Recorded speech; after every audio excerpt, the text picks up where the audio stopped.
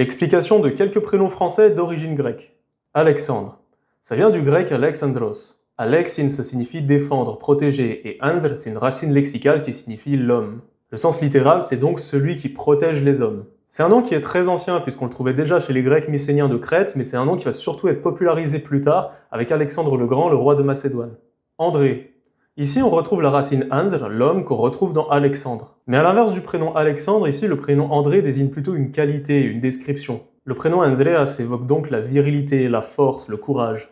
Stéphane, ou Étienne, puisque c'est le même prénom. Stéphanos, ça signifie la couronne, plus précisément la couronne de victoire. Chez les Grecs, les vainqueurs sportifs ou certains héros recevaient une couronne en récompense. Le prénom évoque donc logiquement le triomphe et la récompense. Nicolas.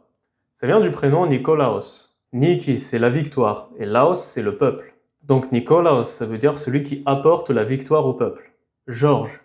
Ça vient du prénom Georgios. Geo, à la base, ça vient de Yi, la terre. On connaît bien cette racine grecque puisque c'est la même dans le mot géographie. Et ergon, ça signifie le travail, ça a la même origine lointaine que le mot anglais work. Et donc Georges, c'est celui qui travaille la terre, le cultivateur. Et ce qui a rendu ce nom populaire, c'est surtout Saint Georges et la légende du dragon. Philippe.